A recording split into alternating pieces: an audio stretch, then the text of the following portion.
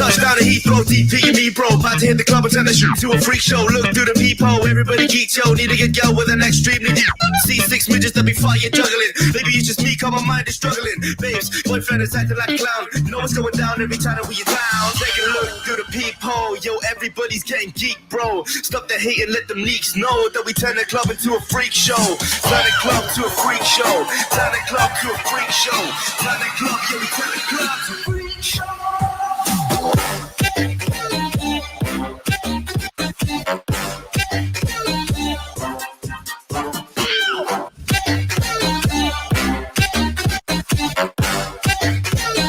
Turn the club into a freak show.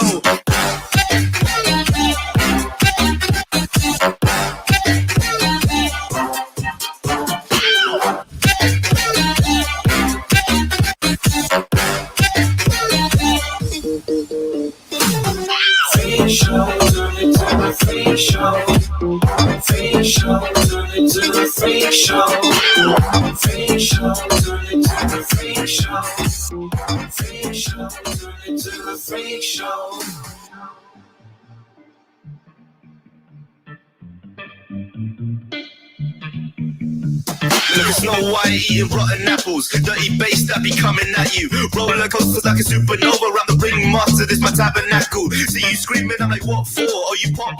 Yeah, I got popcorn. I've been wake up on the wrong lawn, so we won't stop. It's a lost cause. Take a look through the peephole. Yo, everybody's getting geek, bro. Stop the hate and let them leaks know that we turn the club into a freak show. Turn the club to a freak show. Turn the club to a freak show. Turn the club, yeah, we turn the club to a freak show.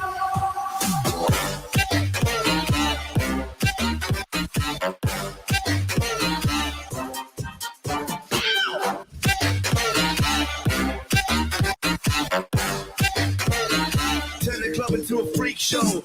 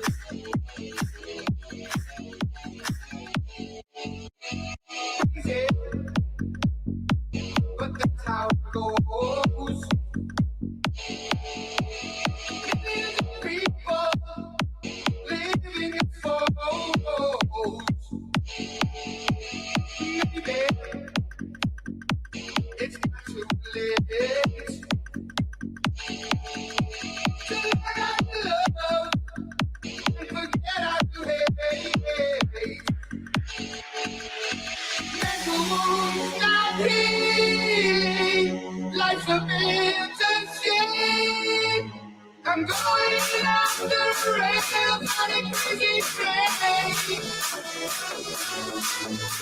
I'm going after the rail on a crazy train.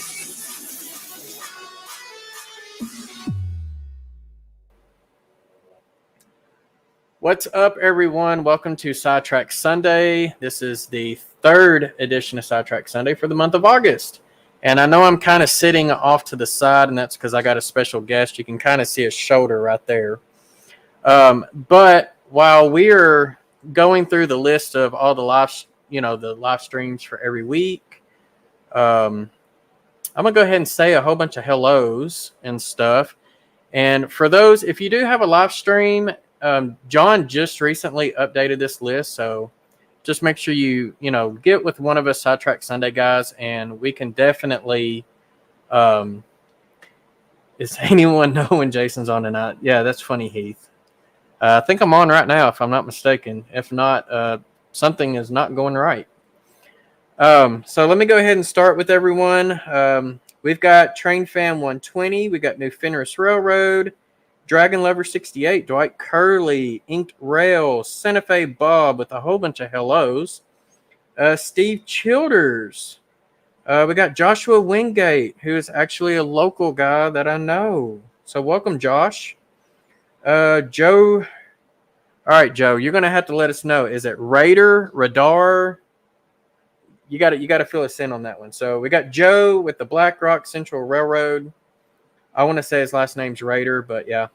We got Rick Bailey, who is also down in the basement, so I'll be bringing Rick up here in a little bit. Michael McCarville. Let's see, who else we got here? We got Ron Moen. We got the Crooked River in Eastern, so welcome, Dave. We got Lackawanna Rail Fan. We got Artie, Osmerica Model Railroading.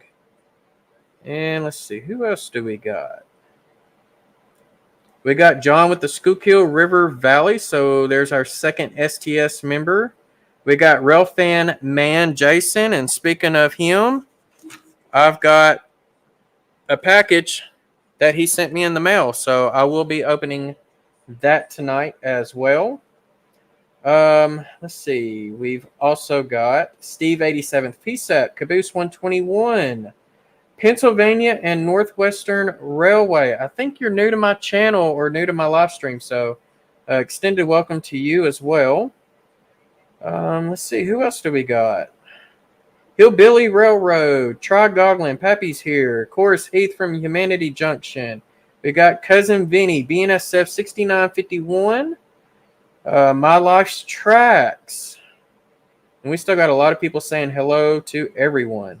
Raybo Bell is here as well, so it looks like we got the whole STS crew present. MSIL Hunter 5, welcome. Hopefully I did not butcher your name. Mark Santola, that's a new name as well, so welcome to you for coming on Sidetrack Sunday. Mr. Jimbo Trains, we got Split Rock 323, who is also a Union Pacific employee. Oh. So, Split Rock, I think you'll enjoy my guest who's sitting right next to me, who also works for Union Pacific. We got Marty with M&M Short Lines, and I'm still playing catch-up. Ian, Lehigh River Subdivision. Sparky is in the house. And John 2618. Mike Pringle from over on the other side of the pond. And let's see. Who else do we have here? Bang Got You Junction. Carl Brond is in the house. Norman Rowe. And I think I'm about caught up. Yes, so Mark Santola did say that it is his first time with me. We got Greg from Midsummer Railway N-Scale from Down Under. We got Roy Eltham. And I think I'm caught up with the chat, and it's blowing up. So if I missed you, I apologize. Just put in there hello to me about 20 times, except for Heath from Humanity Junction, because I know he'll just do it out of spite. And we'll go ahead and get on with the show. Thank you, Mr. Jimbo. I appreciate that. Says he likes the signs in the background. So I only put a few of them up there. That's not all of them. So here's my special guest. Hello. This is Stephen Schluth. Schuth. Sorry. You got an L in your name, right? No. No? Okay. Close enough, right? he is my resident guru for a short line railroad that was known as the flagship railroad back during the per diem era, which is like the 1970s, 1980s, right? Yeah, kind of that area. But one of the guys that I do want to bring in who's down in the basement is that person. Hey, What's up, Rick? what's Dude, going I see on? you got Hey, all I your heard, family behind you. dude, I made a special appearance just for this. I am actually on vacation in Myrtle Beach, Oh, South nice. Carolina, and I heard that we were going to talk about planting trees and a railroad that's all trees. So I figured I gotta show up for this. Oh, absolutely. Absolutely. So, oh Lord, what is he saying? He's absolutely right. He's absolutely right. I have a hard time pronouncing anybody's name correctly, but hey, I am from Arkansas, so it gives me an excuse. So yes. So the railroad we're actually going to be talking about is the Ashley, Drew, and Northern. It was a 41 miles. 41 mile short line that ran southeastern Arkansas Cross it to Monticello. So where did Ashley and Drew come from? It started out in Crossett, Arkansas, which is Ashley County, and it ran into Monticello, which was the end of the railroad in Drew County. And the railroad went north. Ashley, Drew, and Northern. So there you go. So Rick, you know, me and Heath tried to get you a new logo a while back, right? Mm-hmm. Yes, I remember this. Yes. There we go. So this is actually the Ashley, Drew, and Northern logo that Heath modified for Rick Bailey, but yet he refuses to use it for his channel logo. No, I can't do it. I like it. I like it, actually. It looks really cool. It is nice. Nice try. I need something original. It does look great, Hey, and I appreciate the effort. It's the only railroad logo out there that has a pine tree on it. Hey, That's And you're true. our pine tree guy. That's true. That's So well.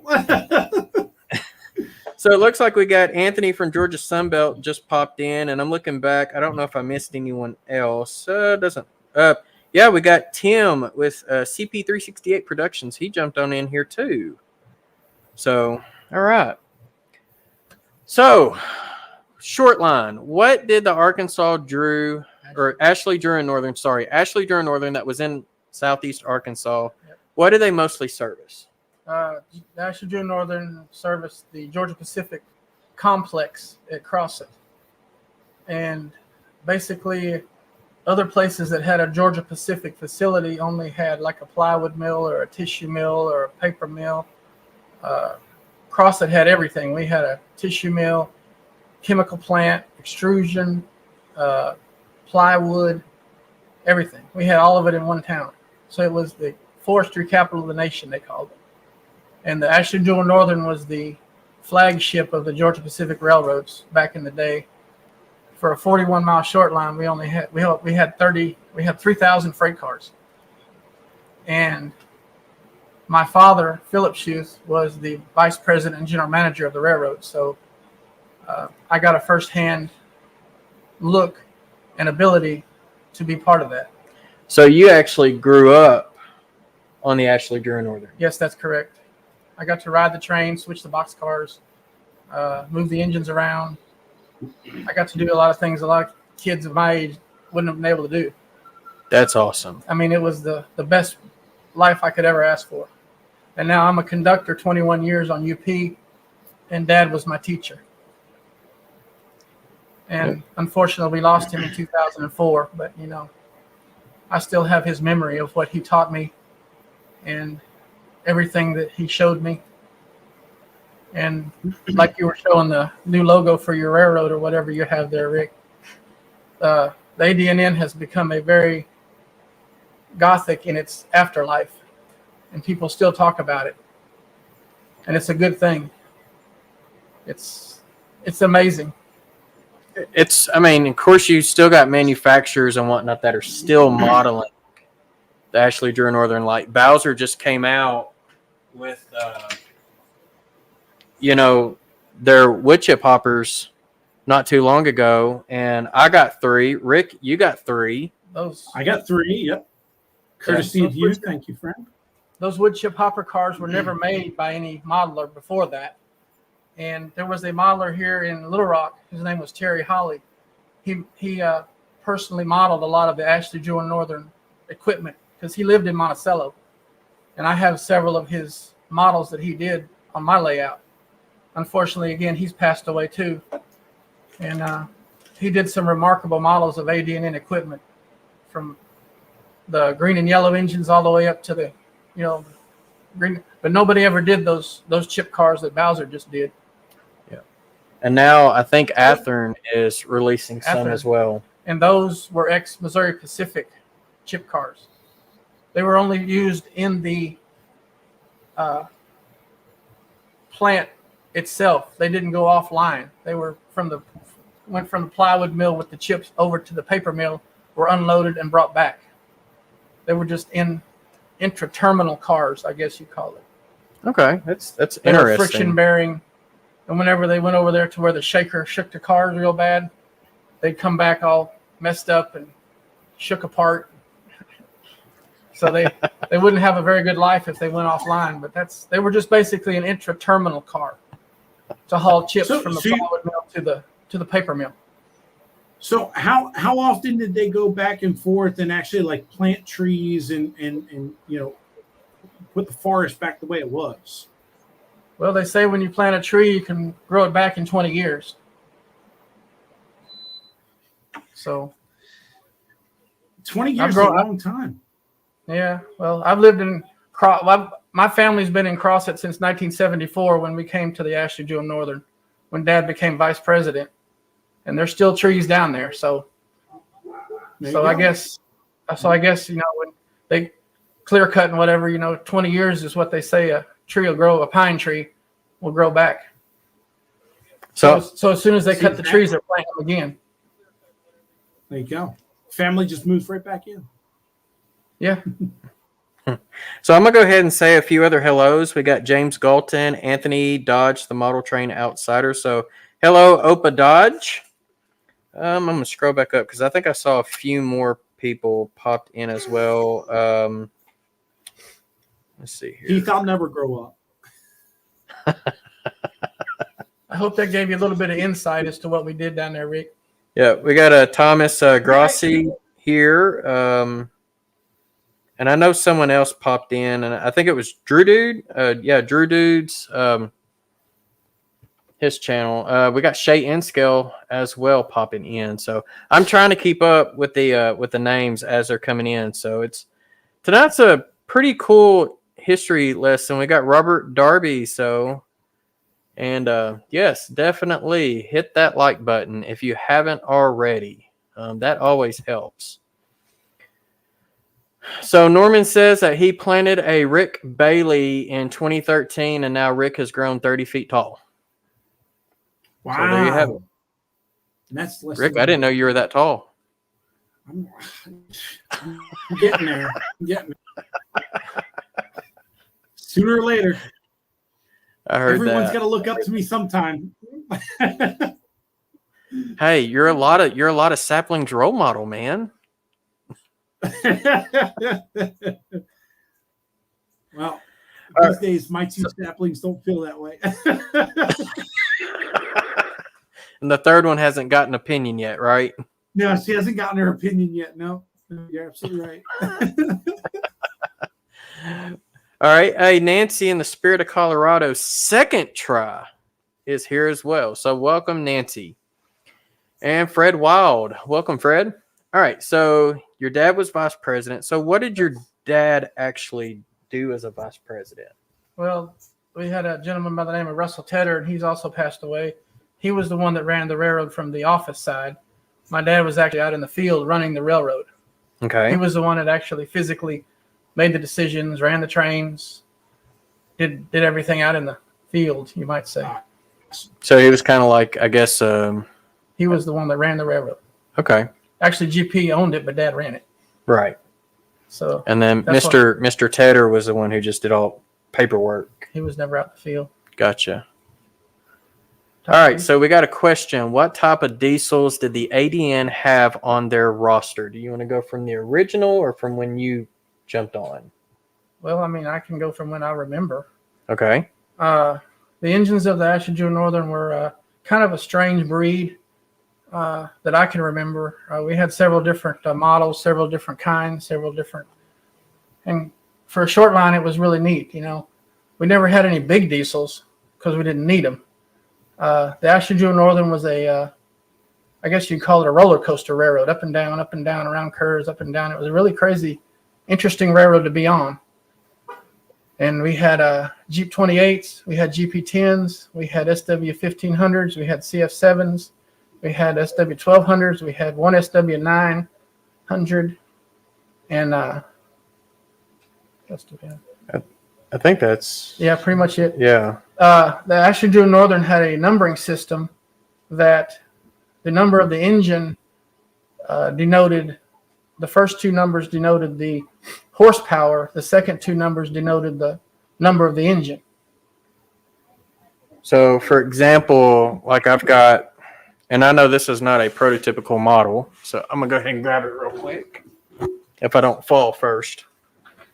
So here we got 1812. Ooh, that's bright. There we go. Which this is supposed to be a Jeep 10, right? 1812 was a Jeep, GP28. GP28. So this is supposed to be a 28, but it's not prototypical.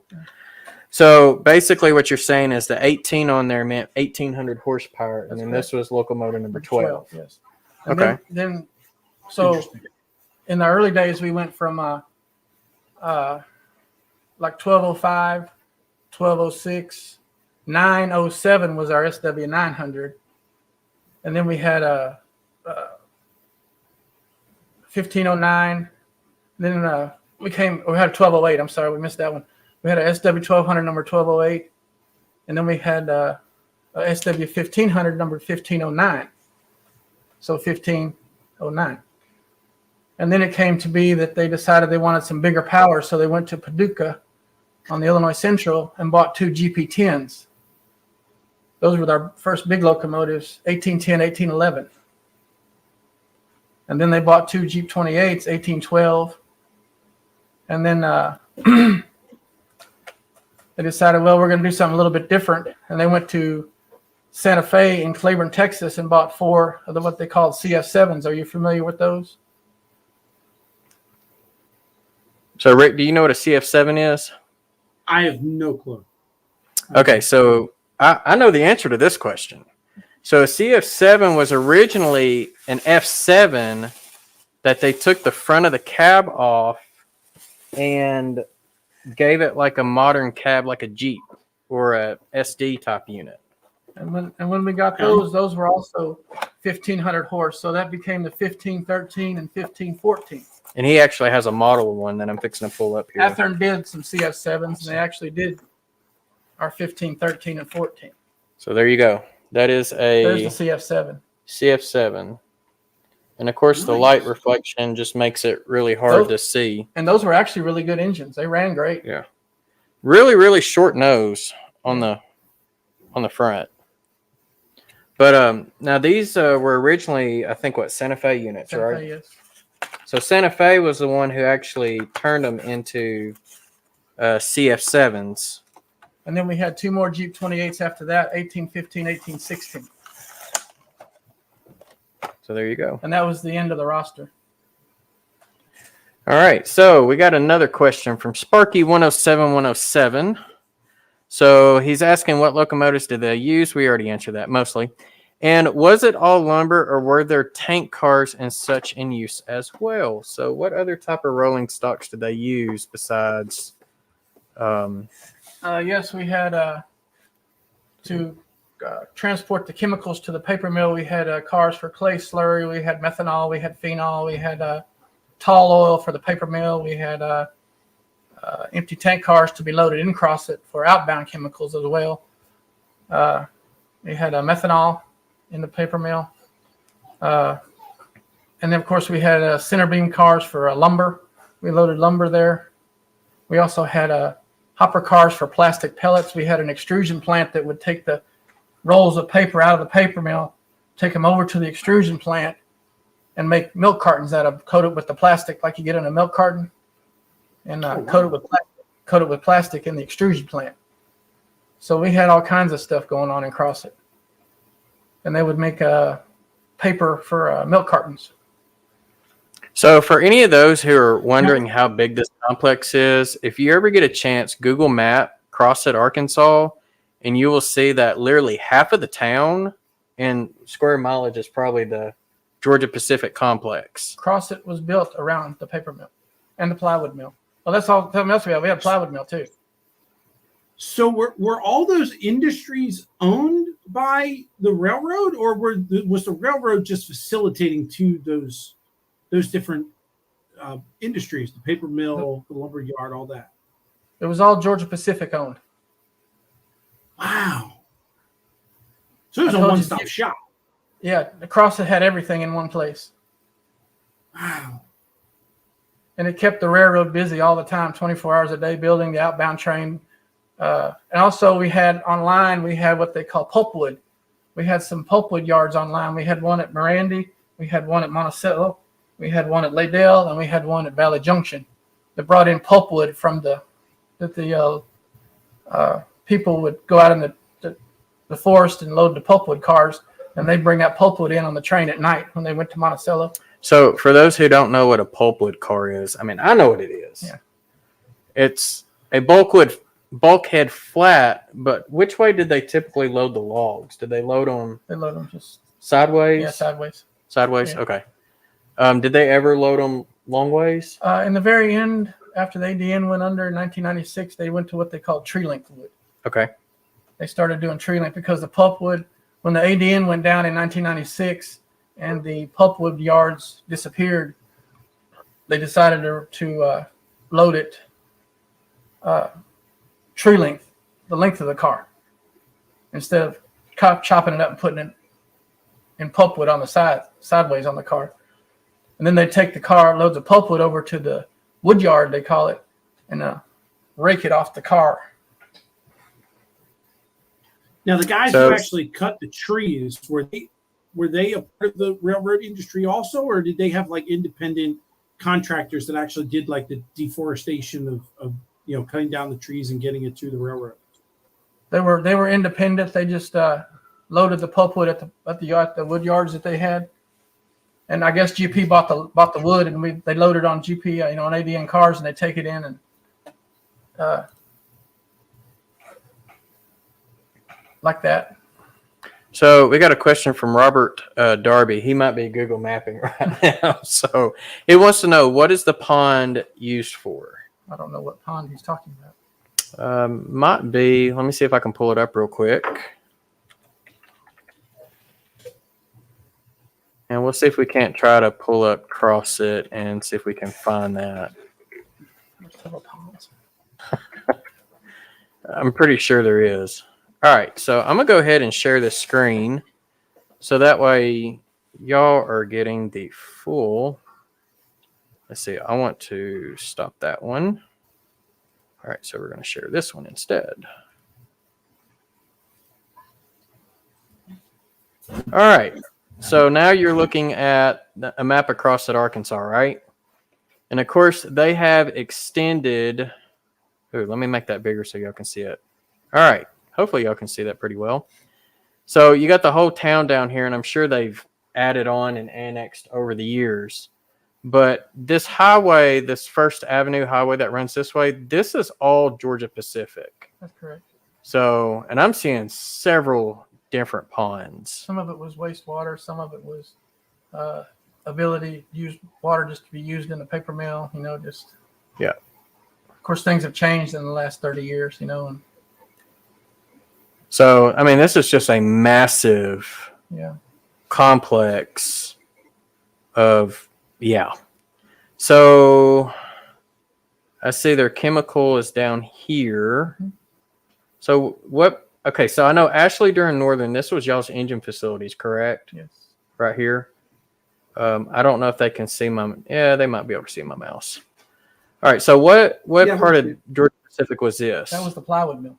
So this is the plywood mill. It's not there anymore. Okay, so that's been tore down. So we actually burned and tore down. And And I'm assuming this is a pretty huge yard.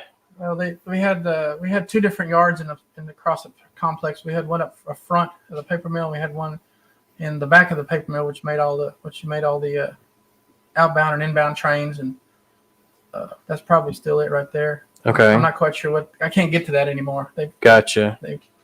I can't go around the mill and look at it anymore like I used to. Right. So what I is? have to guess at it. So what is this part of the mill here? This big white building. That's over there in the paper mill, tissue mill Okay. area. And Let's see. this looks like a whole bunch of I can't tell what unless I was to really zoom Like I in. said, so much is. Okay, yeah. I mean, now we're getting in depth. That helps. Yeah, that helps. So you said this big building over here is the tissue plant. Yeah, the tissue. And okay, I can. This is where the plywood mill used to be. So All this used to be the plywood mill. this was the front side right here. This was the front yard. front yard. Okay. Then we went down here into the chemical plant. Wow. Down So here. Rick, are you going to try to model this on your layout? And if you go Oh down yeah, the yeah. front, I'm and if you go I'm down, taking pictures notes? as we speak.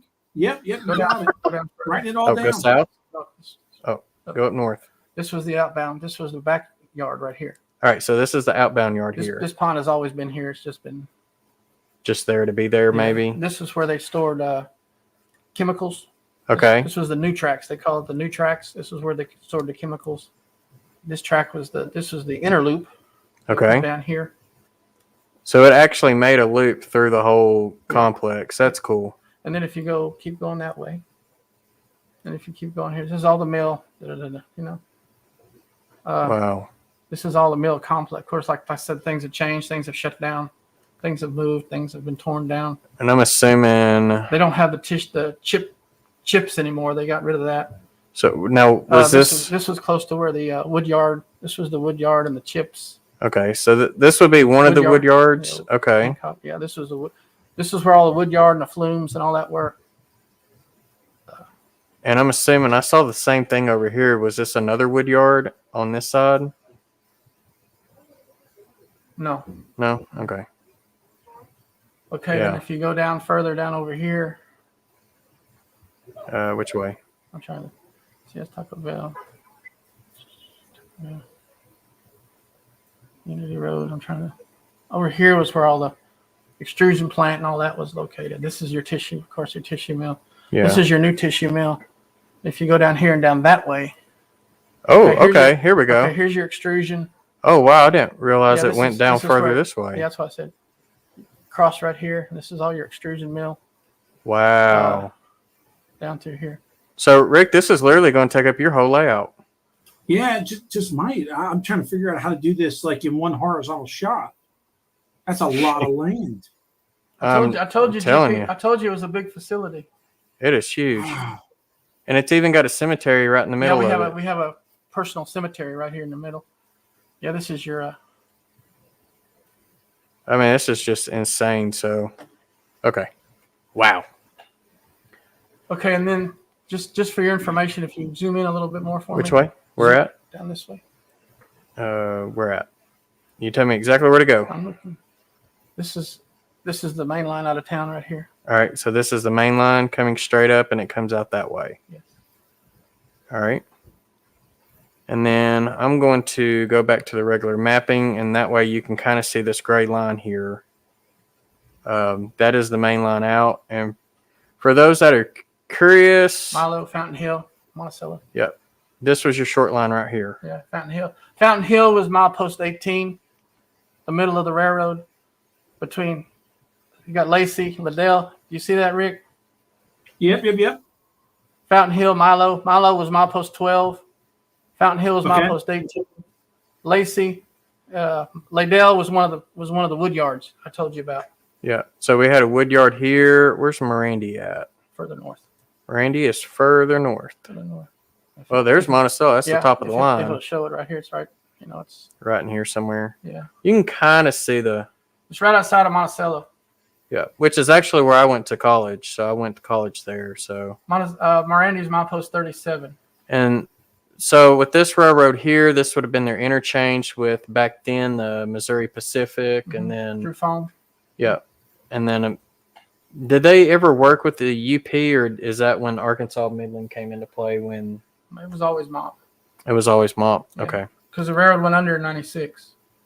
June 29th, 1996. I thought it was 80. Yeah, well, 1982 is when No, the MOP went out The AD&n went under. in 96. June Yeah. 29th, 1996, last train. So now, but the Missouri Pacific, they were bought out by the UP 1982. 1982. Yes. So that's why I was asking, did they, It was after 82, did they work with UP, or is that when Arkansas Midland came into play? Arkansas Midland didn't come into play till after AD&n went under, so it was still, Okay. I guess, UP. Okay. Yeah. Flying Crow, was it a college town? Monticello, yes. Crossit, no. So Georgia Sunbelt wants to know, why did the AD&n fold? And I see another. Let's see, another question. So seems like plenty of business to keep it going. So do you know why the AD&n folded? Yes, I do. Okay. The AD&n went under June 29th, 1996, last train, because Georgia Pacific decided that they did not want the AD&n anymore because it was unfortunate at the time. They had acquired another short line that went south from Crossett to Monroe, Louisiana at the time. It was called the Arkansas and Louisiana, Missouri. It came up from Monroe and serviced the International Paper Mill at Bastrop, Louisiana. It came up to Crossett with a handful of cars every day for Crossett. We interchanged with them. And, of course, that was back when Rock Island was still running. MOP still came to Crossett. It was a pretty interesting place sometimes. But I'm not quite sure the actual date that they acquired it, but they decided to send all of the business south to Monroe instead of running it to Monticello. And in 1996, they decided not to have two interchange points with the MOP or the UP, so they just decided to abandon the AD&n and run everything south to Monroe, and it became the Arkansas, Louisiana, and Mississippi Railroad. Yep, the ALM. ALM. They kept the name, took the Ashley Jewel Northern off the locomotives and put ALM on the side of the engines. And unfortunately, the AD&n became part of history. Yeah. And they abandoned it, took the track up. And there's places, and I'm going to tell you right now, there's places on the AD&n right away I can't even find. 30 years later, I can't even find it. And I should know it better than anybody because I rode on it. Now, they didn't abandon the whole line. They abandoned from, was it Whitlow Junction all the way up to Monticello, right? Because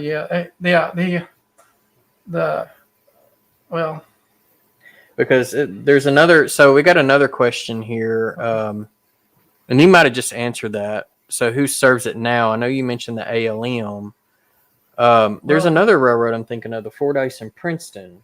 Well, F&P, now it's called the Genesee in Wyoming. I'll give you a little more history about it. The AL&M ran until January 1st of 2004 under its own name, and then Georgia Pacific decided that they wanted to sell the railroads. In the time between when the AD&n started when the ALM was sold, my dad acquired other railroads as well. He had 6 different short line railroads that he was vice president of.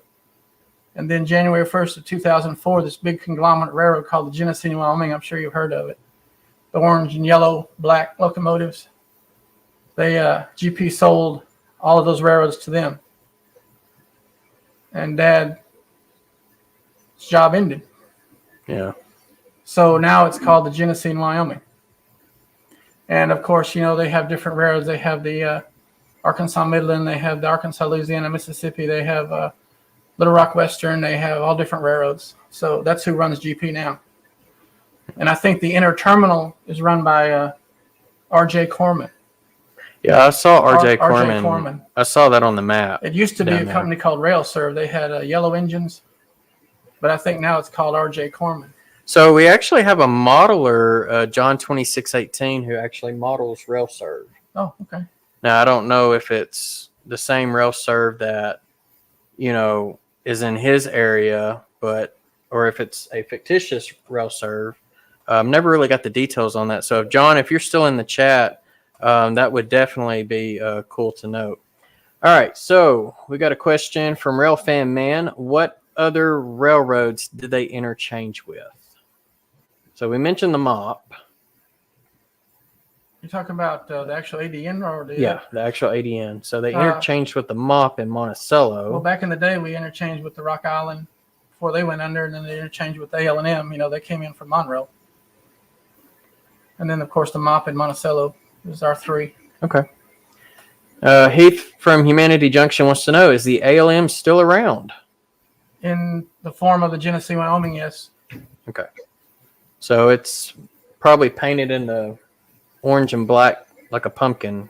There's only one locomotive that's running over there that is. It's 1812. They painted it orange and yellow. Okay. Of course, you can see almost anybody's engines over there now because they're all Genesee and Wyoming engines. Gotcha. Yeah, Genesee and Wyoming, they own a lot of railroads.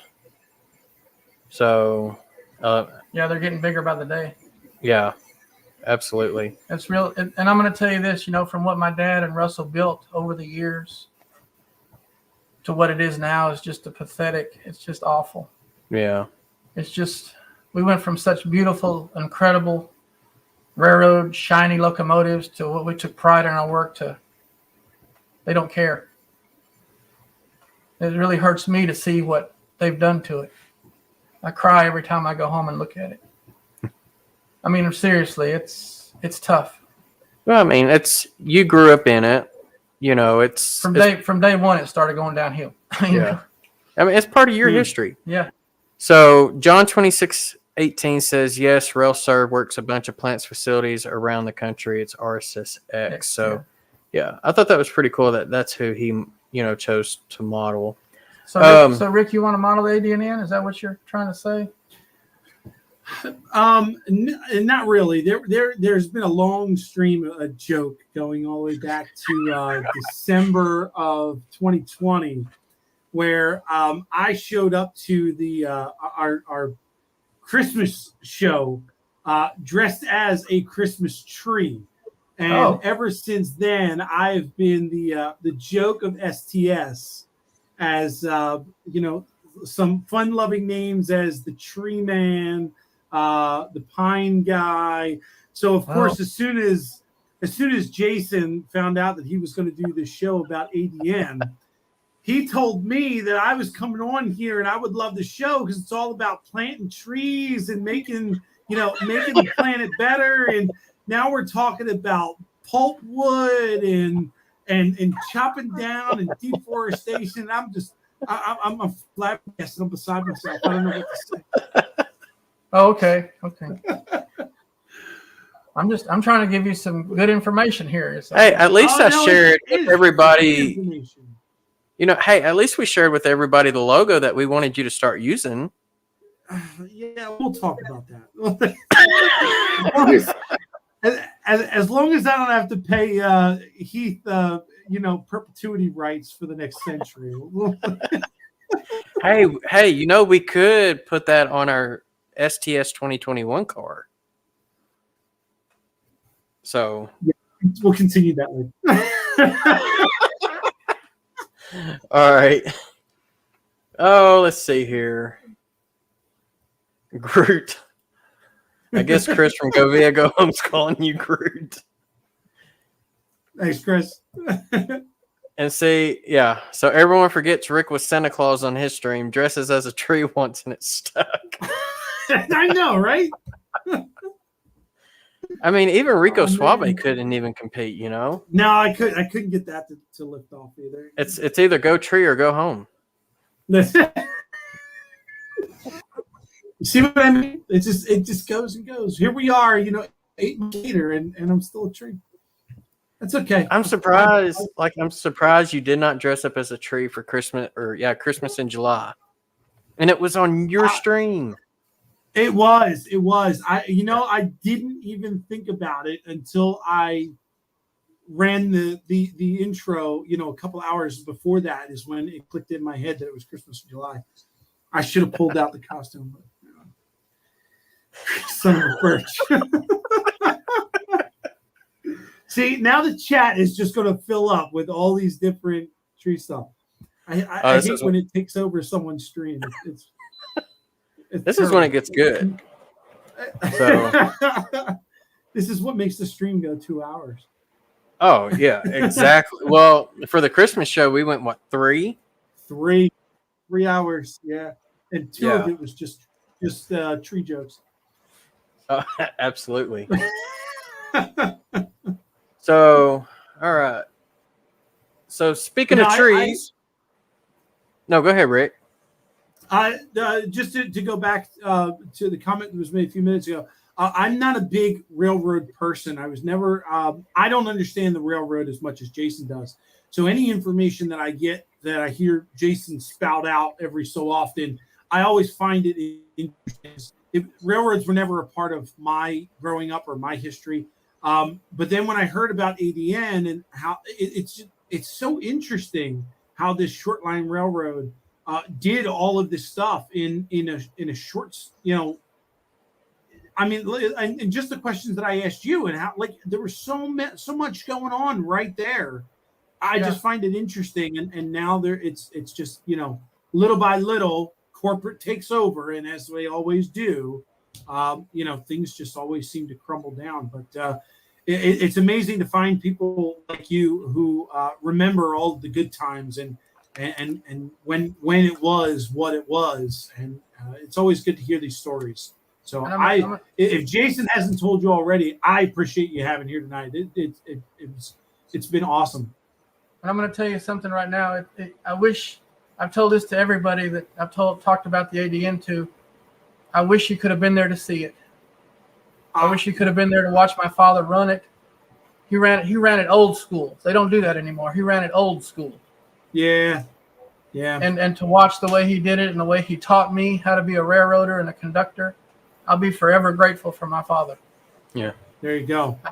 I had the best teacher I could ever ask for. They don't do it like that anymore. Nah.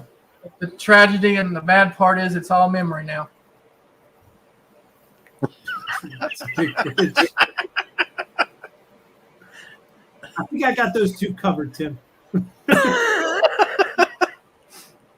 So one of the things I don't think we really talked about was we talked about the different types of rolling stock that the AD&n used. Yes. But yeah, split rock is absolutely right. That's exactly right, sir, and I appreciate that. That was one of our look, he's been sharing this with me, and like I just been drooling. It's just like a photo album just full of AD&n pictures.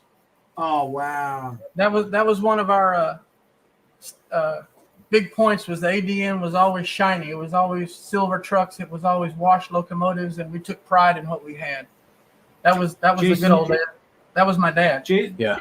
Jason, you're gonna have to take those pictures and make like a video collage of those. That would be awesome to have a record of. Oh yeah. Oh, and one of the things I noticed, you said something your dad did with some of the box cars was the trucks. He painted them yellow. Oh, that was when ALM. He'd do kind of crazy things. It wasn't AD&n stuff. It's ALM. Yeah. Okay. He'd send some of those Canadian cars to get painted. He'd paint one purple or one just because he wanted to. That was my dad. That's funny. My dad could do it because he could do it. All right. So Flying Crow wants to know what years did the AD&n run? Well, when they started back during that was what late 1800s. Well, before it was AD&n, it was what they called the Crossett Lumber Company in early Crossett. I'm not quite sure what year the AD&n actually started. We came there in 74, and it ran for us from 74 to 1996. And then it became the AL&M until 2004. So before that, I'm not quite sure. That was before my time. Now, I know Robert from the Flying Crow, he's got a lot of Pickens boxcars. Pickens? Because he runs, I think Robert runs a paper plant on his layout. And you were telling me that Ashley Dura Northern actually bought some of Pickens. Well, they were ALM cars. or ALM bought some of Pickens' cars. And they became oxide red, I guess you call it, with just the F&P initials on them. Yeah. So was it ever narrow gauge? No, It was always standard. that I remember. It could have Yeah. been in the early days, but I don't remember that. Yeah, it wouldn't surprise me if it was during the steam era. It might have been narrow, and I myself would have to go back and look that up. I don't. That's before my time. yeah. Now what year did you come on with the AD&n again? We came from. I was born in Chicago in 1971. My dad was worked with Illinois Central out of Chicago, and we were in Jackson, Mississippi at the time. And he was offered a job in this crazy Arkansas town called Crossett. And from what my mom said, Mom didn't know anything about Crossett, neither did Dad. So Dad came over to Crossett, took the interview, and said, "We're moving to Crossett." There you go. 1974. There you go. Russell, he came from a railroad called the Sabine River Northern, SRN, another short line at the time, in Orange, Texas. And you couldn't have asked for two better people to run a railroad, my dad and Russell. They were the best two people in the world to run a railroad, in my I opinion. heard once you go to Arkansas, you never leave. Yeah, 40 years. So we got Dakman Productions here. He is an O-scale modeler that is very into era-specific and operations. and for a 41-mile short line, we have 3,000 freight cars. Yeah. So if my math serves me right, if you had every single freight car connected, that's longer than your short line, right? Pretty much. So you have more cars than the length of your line of railroad. That's insane. And we also had all-door box cars for lumber. I'm sure you've seen those before. We had all-door lumber cars. We had Walters made one. center beams for lumber. The all-door cars were not usually used at Crossett. They were signed over in Mississippi to the plywood mills. All right, Heath, I'm not the numbers guy. That would be John. So you need to make sure you ask John that question, and he'll tell you exactly how many miles. Well, 3,000 freight cars at 50 feet each. So, Now, their throttle ones are longer, though, right? they were About 60. No, they were about 50.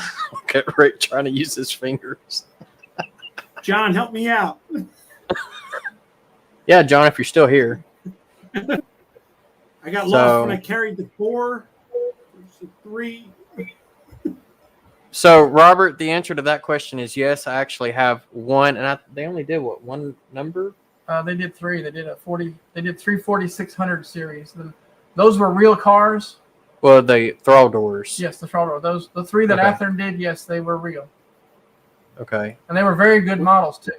Yeah, I know Walters. I got one from Walters. They came out with another run of all doors, but unfortunately, they didn't do AD&n again. Yeah. They did some of the other ones, Potlatch and Georgia Pacific, and also some of the other ones. And the chat just keeps moving up on me. What's a thrall door? Those were called all-door cars because the whole entire car was doors. There were 4 doors on each car. Oh. Those were called all-door cars. Yeah. And Yeah, they were made by a company called Thrall. So they were Thrall doors. So we got Rail Artist in here. That would be cool to send him a picture to have him. He paints and stuff. That would be real cool to have him do something like an AD&n type painting. Whatever you want to do, man. So We're here. heck yeah. All right. And So here you go. John says 28.5 miles. that would have been. So that's less than the full yeah, line. Yeah. Now, so AD&n, I know they mostly had. Okay. Oh, we got another question. Okay. That's a good question. Hey. Let's see if they have a crane car. No, we did not. So They called in a company called Hulsher. They came in and did all the work, or a private company came in and did all the. We very seldom had derails. We had a couple of major derailments on the line, but not much. Dad ran a pretty good ship. Yep. We had the minor, the wheel off the track and stuff, but as far as major derailments, no. All right. So, what if the 3,000 freight cars are 83-foot passenger cars? Well, y'all have how many passenger cars do y'all have? We had the one silver one. You got one. We had the So, one ex Rock Island silver one. so yeah. Yes, that is not Walthers. It's Athearn. Athearn will be releasing AD&n wood chip cars, and Bowser already has. Yeah, Bowser released 3. Athearn, they are releasing a single car, and then they're releasing 2 4-packs. So you could get a total of 9 wood chip cars from Athearn. Who did the Centerbeam cars? I gotta look into those. That's a good one there. That's a good one, Heath. We'll give you that. Answer no. Yeah. No. All right. We had old school railroads doing the trains then. It was So Athearn Blue Box. Is it Blue Box? Is the it? chip cars? Yeah, the No, new they're- one's coming out. No. They're Athearn they're in the Ready to roll, yeah, right? 4-pack. Yeah, ready to roll. They don't do blue box no more. Yeah. And we can tell Heath can't type because he said blue is BLIE and then blue is B.UE. So I guess Heath is all thumbs. So, all right, here we go. So David Atkins says that they used to see Ashley Durham Northern box cars in Western Canada. And he has one on his layout. So Yes, they went everywhere. They Yeah. were all over the place. yes. Unfortunately, I don't think there's any of them left. So, yeah, Robert's correct. This is one of the Bowser ones that they just released. Bowser actually did a kit several years back, right? That were different road numbers. Yeah, I got those. Yeah. And then they came out with the ready to run ones. Yep. Where do you see them at? I don't think there's any of them left. Where do you? So Jerry says he still sees yeah. an AD&n box car on CSX. So I'm wondering what railroad owns that one now. I'd like to know where they're at. I have seen them on his channel because he's pointed them out to me.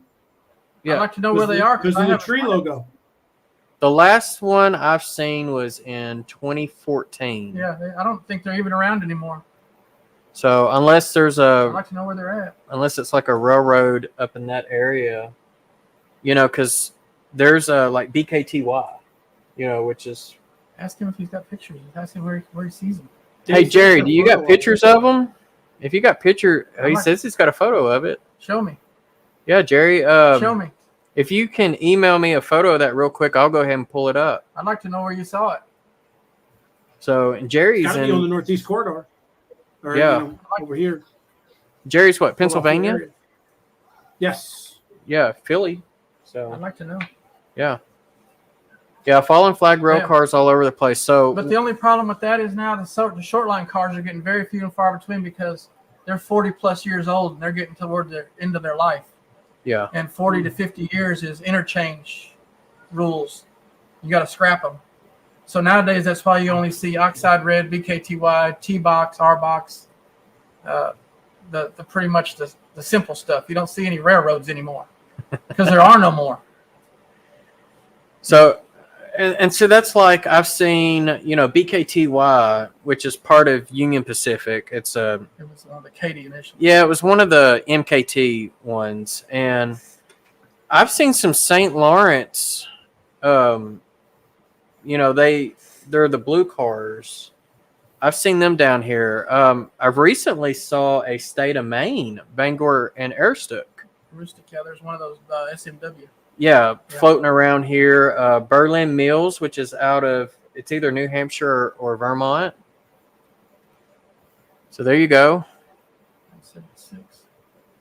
Yep. So Robert is. I've actually been to his house and his train shed, and he's got a really cool setup. And he models the KCS, but he models 1976, which is actually one of the eras I model. AD&n boxcars were just coming into being in '76. We didn't have very many of them. Yeah. Not in the green. They had those 7600s with Yeah. just the letters on them.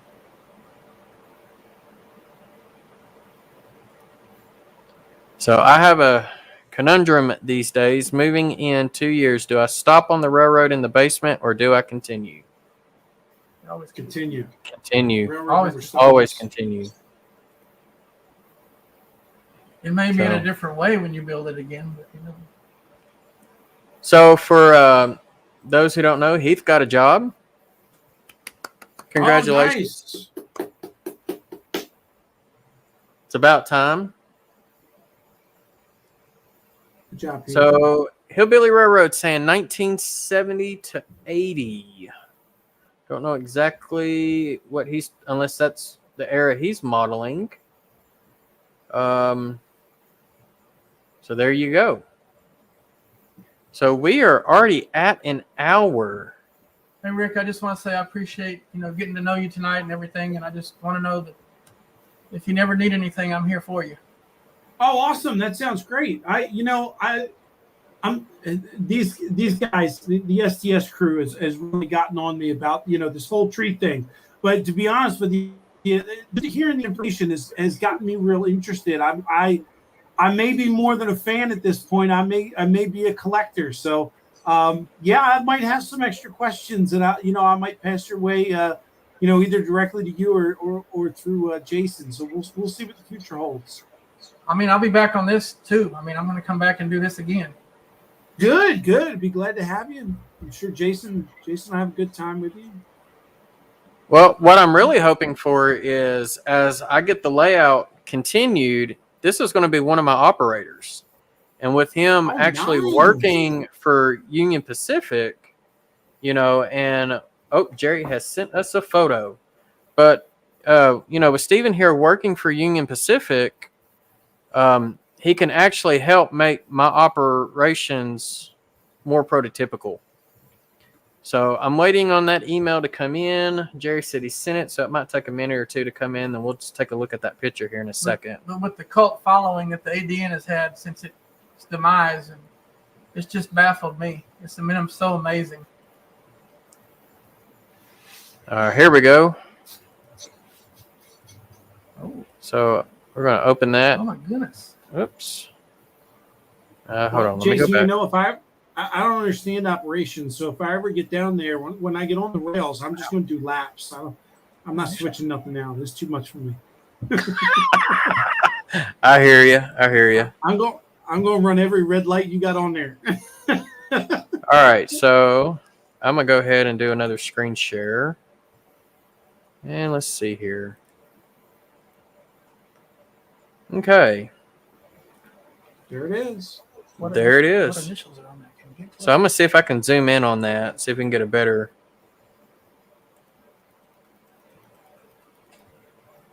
Nice T looks like TA something Oh, R. oh, that's IANR. Okay, IANR. That's what they renumbered them all to, is Iowa Northern, IANR. Okay. But I haven't seen those. I hadn't seen an AD&n in months. Yeah. That's why I said I don't think they're out there anymore. But ask him when that was.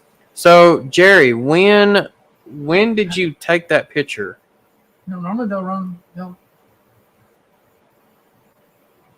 show up here in Little Rock, but I ain't seen one in months because I thought they're all gone. So That's great. There's still some out there. But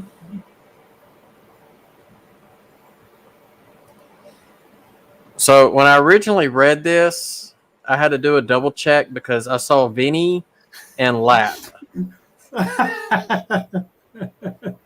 Sparky, is there something we need to know?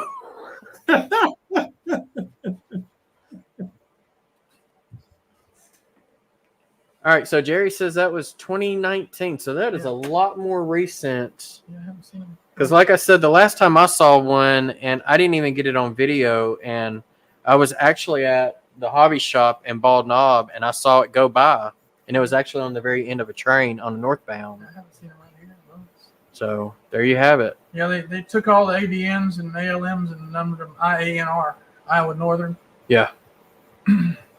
So there you go. I'd like to see one if they're still out there.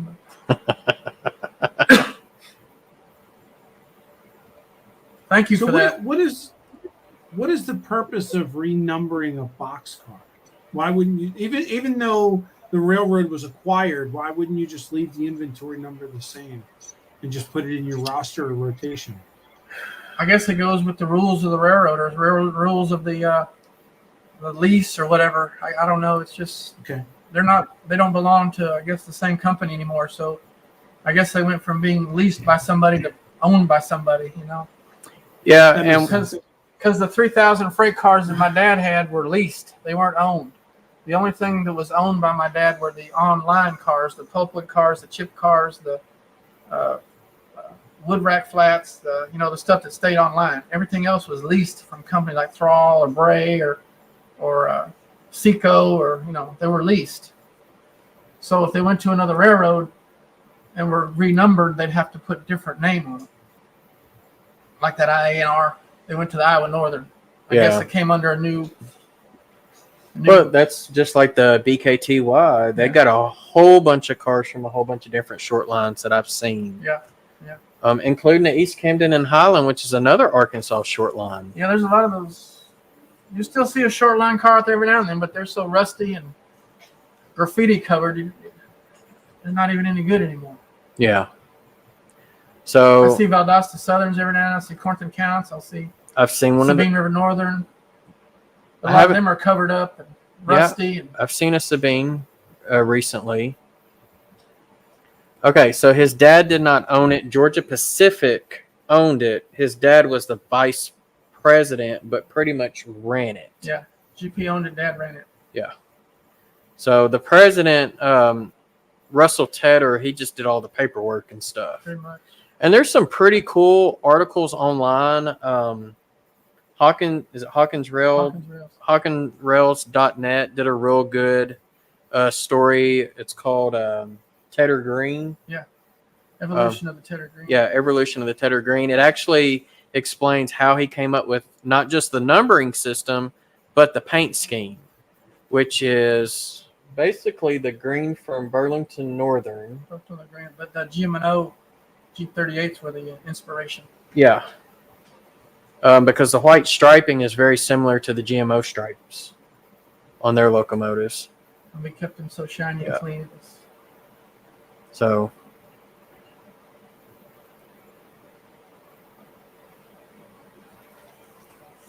Lease of rail cars. from point A to point B, then the car is leased again for next use. If they leased the rail cars, they leased it from point. Well, when the AD&n was running, they were called per diem cars. They had I think GP leased the cars. AD&n actually didn't lease them. They just had their name on them, but GP leased them. And they were the short line per diem cars, the ones that ran all over the country. The different short lines had them. And part of the per diem era. Oh, good question. We got them. Did the boxcars all have white doors? Okay.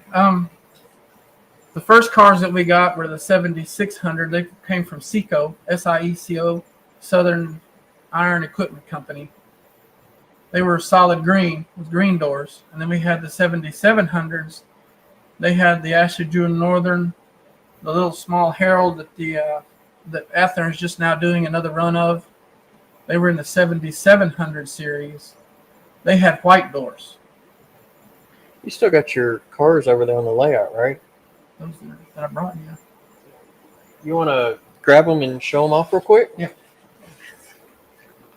All right, so he's going to go get a couple of cars. We were actually playing on the layout earlier, testing out the track and stuff, and he's actually got some custom cars that were done by this guy named Terry Hawley, who I didn't get the opportunity to meet. But, okay. Okay, this was the first one. So this is a 7600 series. That's the 7600. They were solid green with green doors, and that is accurate. Attribution Northern. Of course, the Attribution Northern was more like spaghetti letters. They weren't like that. They were more spaghetti. Yeah. Letters. But that's, I guess you could do it on a model, But Yeah. that's pretty much. I don't have a 7700 with me. I've got one, but I'm sure it's boxed up somewhere. We have. Hold on to this. And then we had the Jason, what's the spaghetti letter? Do what now? What's the spaghetti letter? They look kind of like spaghetti noodles. That's what the actual car.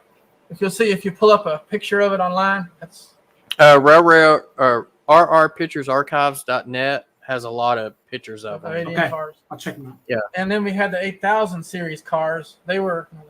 Yeah, it's a 9000. We have 8000 through 8199, and those were green cars with the Herald and white doors.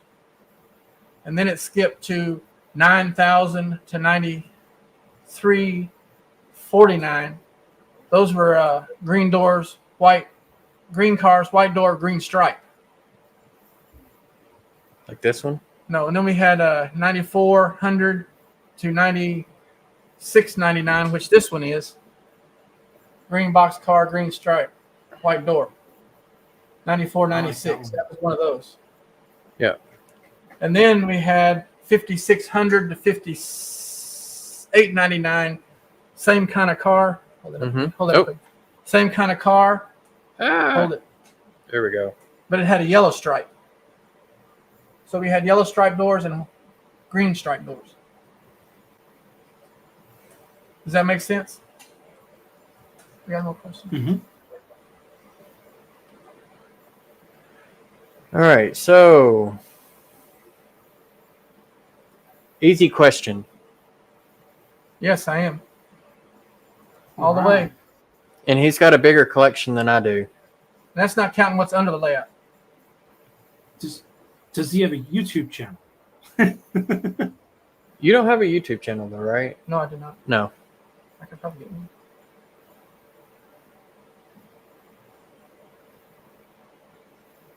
All right. Yeah, thin. Yeah. So this is what spaghetti lettering means. It's thin, not bolded. Yeah. Gotcha.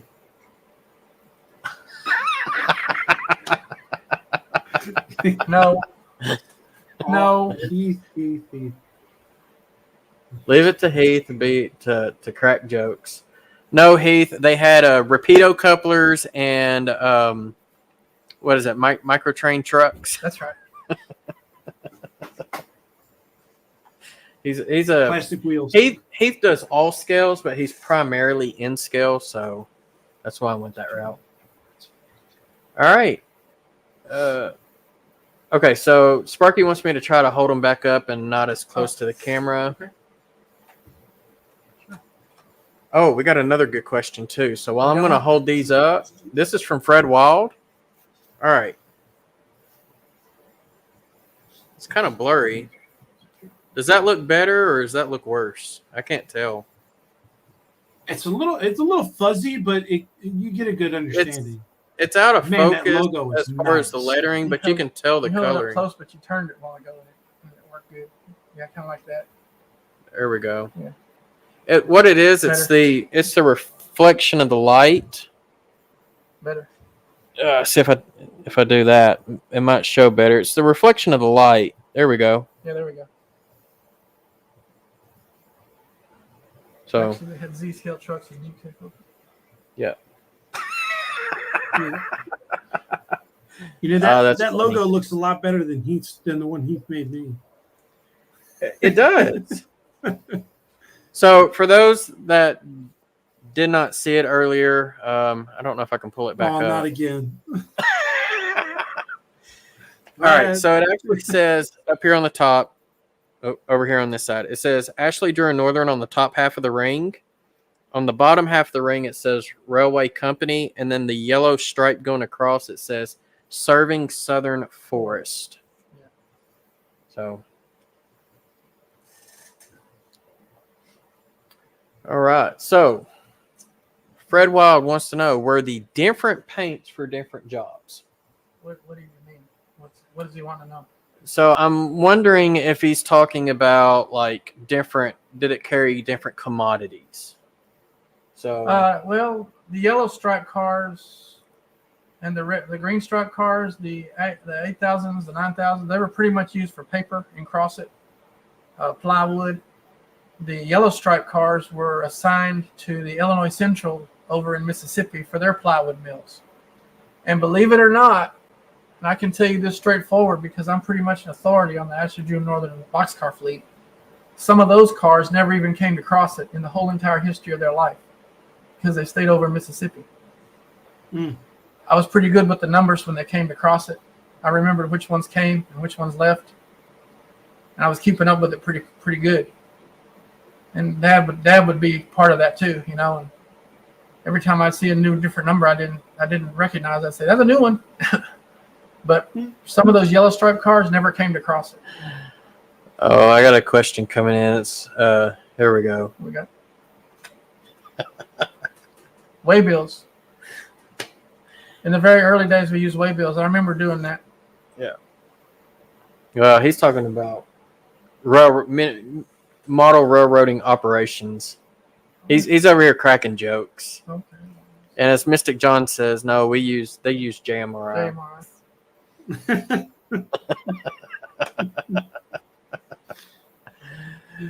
All right, so would ad&n cars be seen on other railroads? That's absolutely Yes, that is correct. They would be seen all over the country, except for the wood chip cars and the online cars. They would not leave the railroad.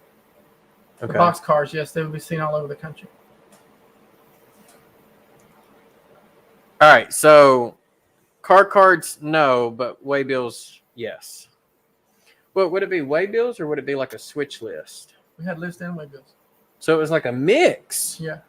We Of had switch list to go, switch the mill. yeah. And then when they got the outbound train ready to go, they had actual waybills. So with model railroading operations, we either do the car cards and waybills set up where you actually have these little cards and these little waybills that stick in the card. And that's where it tells, an operator where to take it. Okay. And then when John, Mystic Southern Railway, was mentioning JMRI, they actually print out switch list for you. So it's kind of like what you're saying is the real railroad did the best of both worlds. That's correct, yes. That's cool. Before computers, took over. And then they just, Yeah. did it. But the AD&n was a switch list waybills. Yes, he is trying to crack jokes. I mean, if you really think about it, Heath, he's got circus experience, so he is the clown of the group when you think about it. Yes. Yes. All right, so another good question. That's correct. All right, so aren't waybills how the railroad got paid for freight movements? He's saying that's correct. Yes, correct.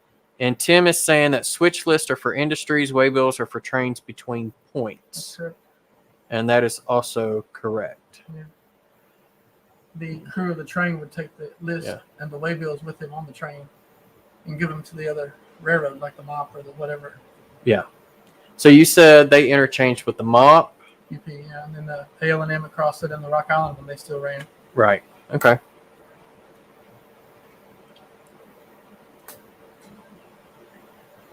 Anthony, that would be all of us if you really think about it. It depends on which ones. All right. So let's see here. So does anybody else have any questions for our ad&n guy, Steven, over here? Because let me tell you, a lot of my ad&n knowledge came from that source. Not from that source.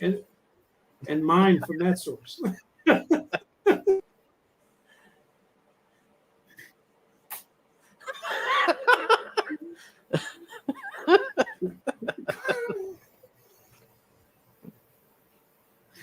Oh, that's going to be my segue from now on. So, isn't Halloween on Sunday this year? Yeah, we got to talk about And that who too. should be hosting that version of STS? You got to remember, I got little kids. We'll talk about that off air. We might have to do rock, paper, scissors for that one. Shoot. Yes. Shoot. Yep. So there you got it. Shoot. I'll tell you the easiest way to remember my name, like a shoe on your foot. With a TH. TH.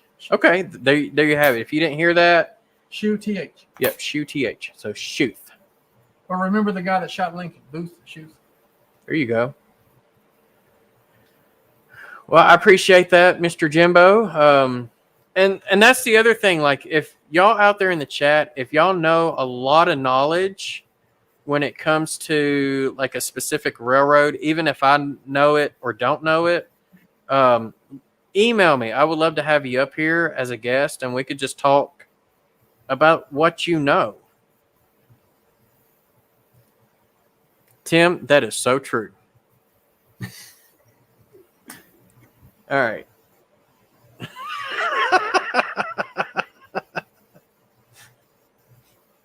So there you have it. All right, so this is real interesting because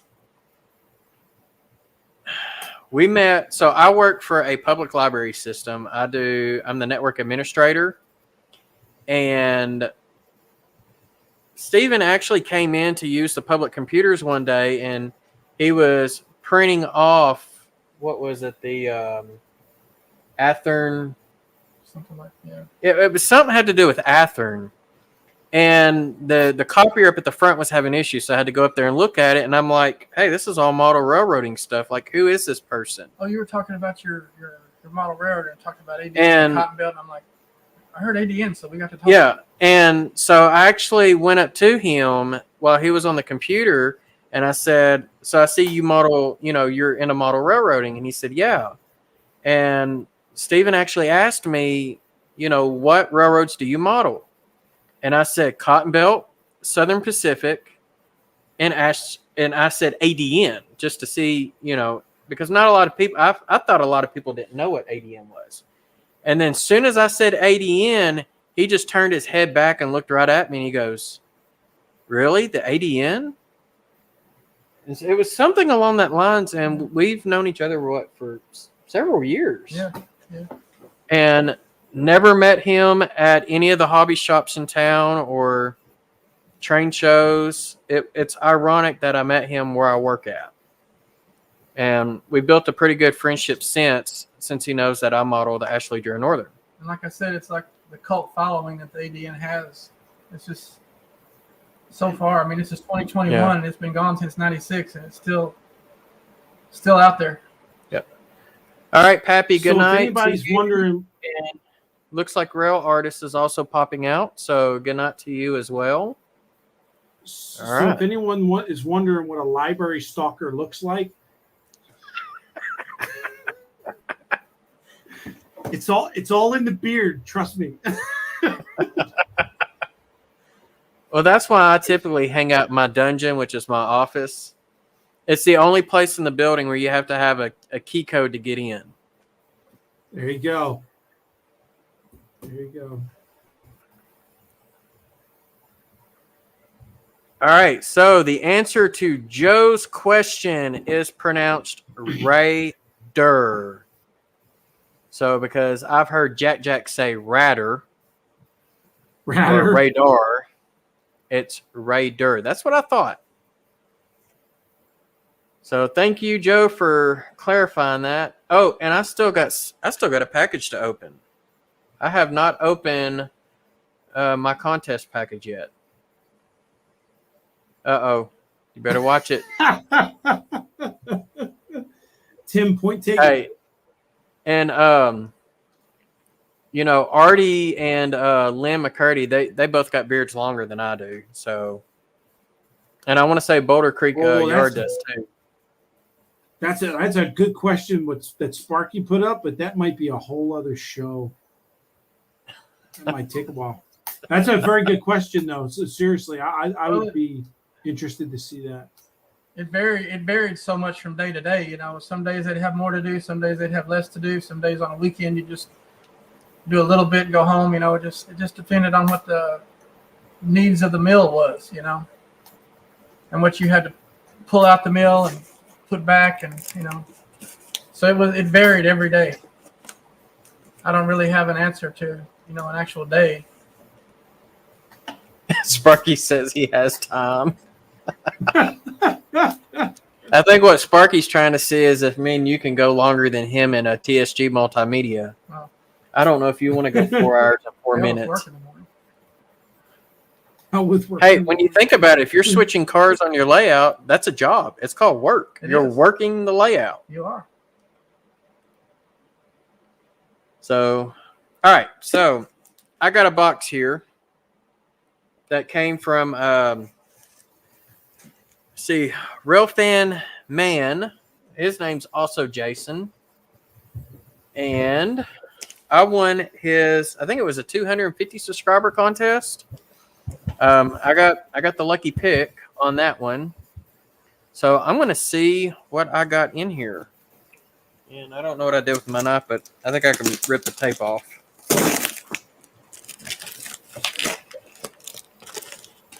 Well, I might be able to rip the tape off. Or maybe not. Yeah, I got it. All right, so let's see what I got here. Looks like I got a Bachmann locomotive with DCC already on it. Oh, heck.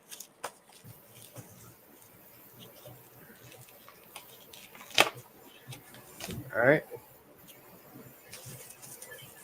Got another question for you. Was the mill the only thing y'all serviced? Pretty much, yeah, the whole entire Georgia Pacific complex. It was a big giant mill of all kinds, paper mill, plywood mill, extrusion, chemical, tissue, paper bag plant. Yeah, it was big, and that's pretty much all it was. Your foot barn brick looks like a good source. Oh, these are nice. What the heck you got?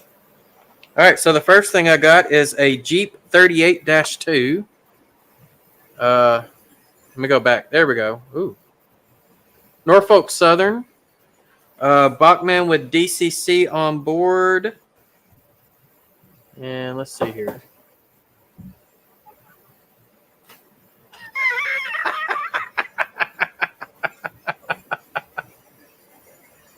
Oh, that's watching awesome. you, Tim. I'm watching you.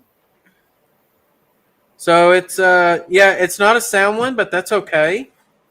I can always add sound to it. I mean, I am a Soundtracks rep, so got that. And the other thing I got was a BNSF in the Burlington Green caboose. We call it shoving. Oh, I like that. Yep, shoving platform. It's actually, all the windows are actually boarded up, and it says riding platform only. Yeah. So I'm actually going to pull that out because I think the plastic. That's cool. Wow, that thing's heavy. Yeah. You're gonna have to explain this one to me. I don't know what you're talking about. So it's an actual Okay. caboose, but it's all boarded up. So there's no writing on the inside. So all it does is just gives the conductor or brakeman. Is it conductor? UP has some of those old mock cabooses that they're doing that with. That way, if Okay. you have to shove a long distance, Yeah. you got a place to ride. Yeah. So you ride on the platform instead of on the inside. Instead of hiding on the hanging on the side of a boxcar, you got a place to ride. So for those who came in later, Steven's actually a conductor, right? Conductor for UP, 21 years. And his main line that he rides on is the McGee sub. Yeah, I go down to Monroe, Louisiana, which is 200 miles from here. Yep. So look, North Little Rock down to Monroe, Louisiana. So there you go. Norfolk Southern has one of those in They Spartanburg. got one in Pine Bluff. They got one in Yep. down in Monroe. They got one in. So who was Ashley and Drew? I think Anthony missed that part. So he wants to know who is Ashley and Drew for Ashley, Drew, and Northern. The railroad got its name from Ashley, Drew, and Northern came up with Crossit, which is the southernmost place it started at, was Ashley County. And it went north to a town called Monticello, 41 miles, in a place called Monticello, which was in Drew County. And the railroad went north, Ashley, Drew, and Northern.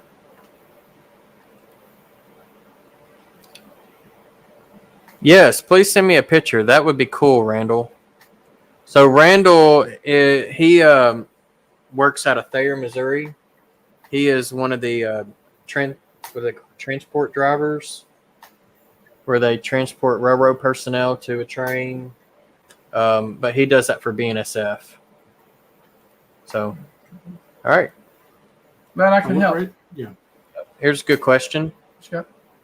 So, 3 people in the cab of a train: engineer, brakeman, and conductor. Right now, it's just the engineer and the conductor, and some locals still have a brakeman. Yeah. I have been the brakeman on some locals. So, yes, sometimes there are 3 people. Most of the time, it's only 2. So, Sparky is big when it comes to cabooses. You know, he loves the caboose. So, when a caboose is on a train, and we're not talking about shoving platform cabooses, but let's go back into the 80s. Okay. Your conductor rode in the caboose. Who all rode in the locomotive with the engineer? The engineer and the conductor, the brakeman rode on the. Brakeman? Yeah, the brakeman rode on the caboose. Okay, so you had 2 brakemen? Well, I mean, you had several people in the crew, that rode on the train. But as time went on, they got rid of more and more and more people. So that's one of the reasons why you got rid of cabooses. But back in the caboose days, you had the engineer and the brakeman, I guess, rode in the engine, and the conductor rode in The caboose? caboose, yeah. I know sometimes they had like 4 or 5 people. Yeah. Of course, you had, if it was during the steam era, you had what was called the fireman. Right. They rode in the engine. Yeah.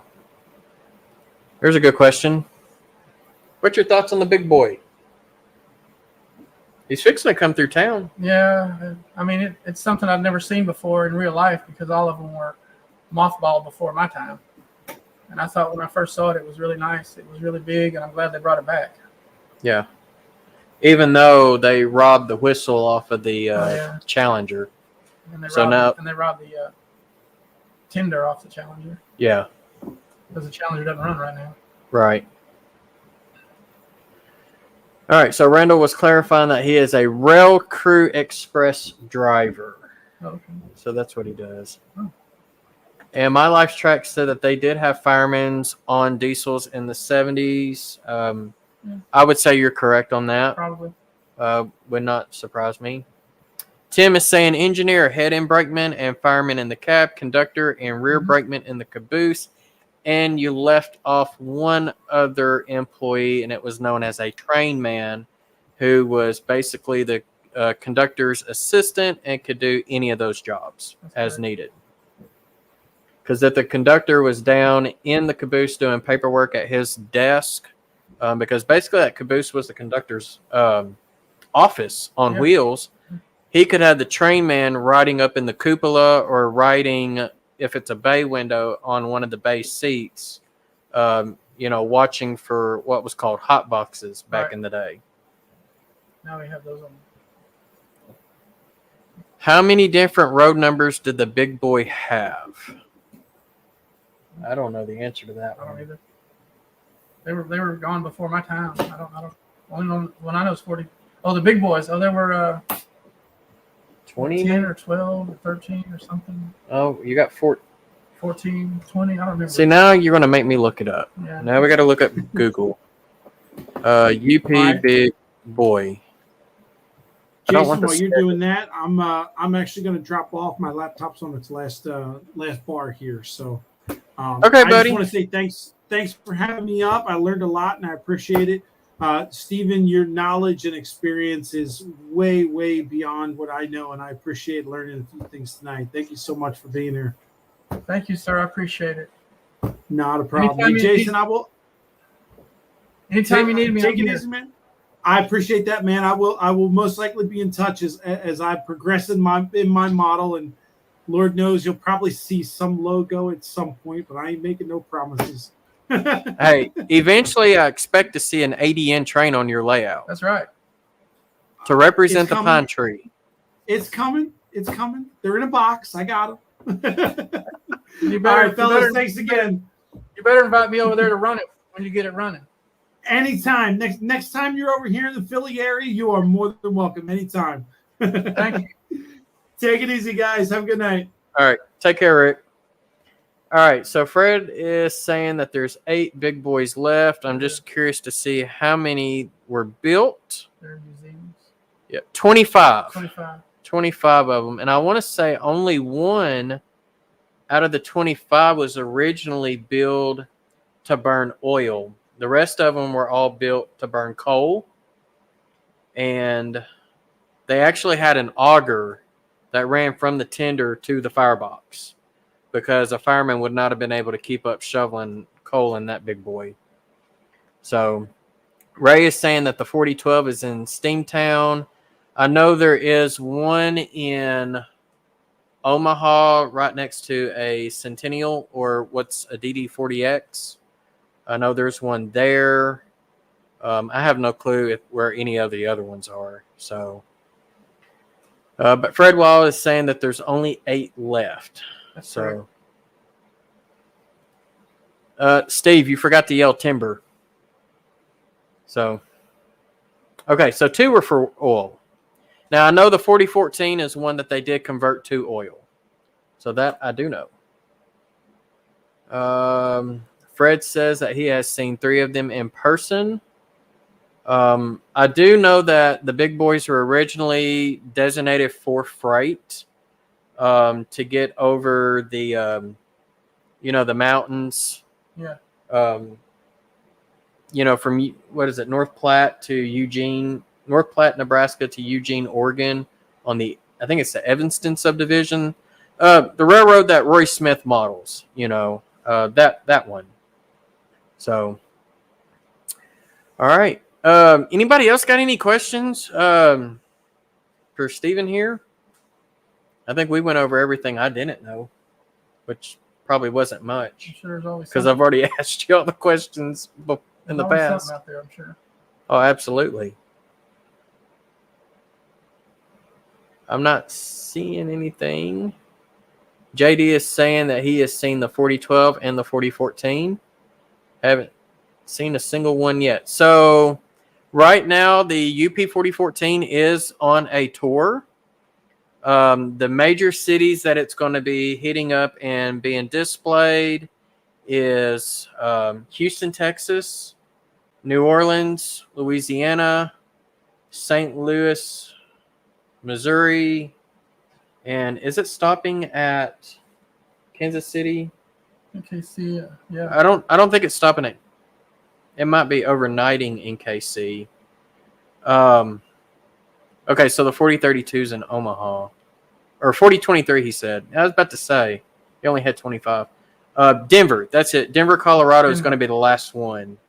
But for us, it's actually going to be coming through Arkansas as it's leaving New Orleans. It will run up through northwest through the whole state, kind of come into Texarkana, Arkansas, and then work its way Through Little Rock again, spend the night. Yeah, it'll Poplar Bluff, then up to St. Louis. Yeah, it'll spend the night in North Little Rock, but when they say spend the night, it's not actually on display per se. It's still crew managed and whatnot. It's just to give, Ed Dickens and the rest of the crew, much needed rest to move on. And then from my understanding, that it's not supposed to go faster than 45 miles an hour on the track. And that's to allow rail fanners such as ourselves good, filming capabilities and rail spotting capabilities. Yeah. So We get to see it twice. It comes through Little Rock twice. Yep. So, Jack saw it. So I actually got to catch it. I have a video from when I first started my channel of the big boy crossing the Arkansas River coming out of Little Rock into North Little Rock, Arkansas. I'm actually going to get to catch it coming through my home, or not my hometown, but the town that I live in, Cabot, Arkansas. And then I plan on running up to Bald Knob, which it will be making a temporary pit stop for maintenance, getting greased up and whatnot. So that way it'll head on to towards Poplar Bluff, Missouri, which will do another pit night. So for me, I will get to see it on August the 27th. And I know it'll be leaving North Little Rock at 8 o'clock in the morning. I'll be seeing. So, It's definitely an experience because I have seen the 844 in person too, and Big boy don't compare to that. Big boy's a bit lot. It's amazing. Big Boy's much bigger. Yeah, it's a lot. It's like 2 844s. Yes. So St. Louis will be August the. Let's see. 28. Yeah, 20. Let's see. Little Rock is so 27th. It stays the night in Poplar Bluff. So, yeah, 29th. Yes. Yeah, 29th and 30th, if I'm not mistaken. They have a schedule online. You can actually Google the UP Big Boy schedule. Go to www.upsteam. Yeah. And it'll give you the whole entire schedule. You can map it, GPS it, follow it, all that. I do it at work. So, Artie, I've actually got a couple of videos of the 844 on my channel. One video that didn't even have a diesel electric locomotive behind it. It was literally full steam. So that was very interesting. And yeah, Sparky, I know, buddy. Man, I'm still looking forward to Strasbourg whenever they decide to open that border up and you can do your meet and greet. That's going to be awesome. So lucky you. Lucky you. Caboose 121 says he's seen it 5 times. Perk living in Utah. I bet. So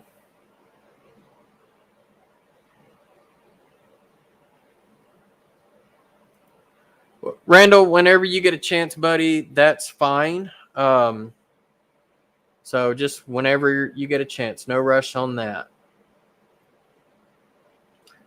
And so there's our YouTube meet and greet that Sparky 107 is going to host for May 20th through May 22nd, 2022 at Strasbourg, providing that the border between the U.S. and Canada opens up. And I 100% agree with you on that one. And if you do watch the Big Boy film and watch it all the way through, you can actually, I was braced up on the bridge railing. And as soon as it blew its whistle, it actually made me jump, and you'll see the camera jerk because I was not expecting it as it was like coming slowly across it. So, Fred, that might be the same one that I saw. It only had like a couple of passenger cars on it and a box car on the end that was for like a rotary snowplow. It was pretty cool, the one that I caught. So let's see here. Yeah, it better be. I agree with you. I've been waiting to go to Strasbourg. So, well, it's been an hour and almost 45 minutes. So, hey, you ready to call it quits? There you are. I'm here. All right. I'm ready to go play some trains, go run trains. So I've been working on my layout, trying to make sure my track work is good. So I think we're going to go do that. So other than that, I appreciate y'all coming on here. Steven, I appreciate you You're welcome. being on here and sharing your knowledge on a short line that I follow and one that, you know, I knew quite a little bit about from the college town that I went to. So thank you for having me. And so other than that, we're going to go ahead and sign off. So thank you all in chat. And like I said, if I missed you and I didn't call your name out, I apologize. And, you know, look forward to doing this again with someone else on another railroad. So if you are interested in sharing a railroad that you have a lot of knowledge of, please send me an email and I will see if we can't try to get you on Sidetrack Sunday one night and we'll talk with the railroad. So if anybody has any questions or anything they want to know, just email somebody. We'll figure it out. We'll get back with you. Yeah. And I'll come back and talk to you some more. Yeah, absolutely. I'll be back. So, all right. Y'all take care. Be safe out there. Happy railroading.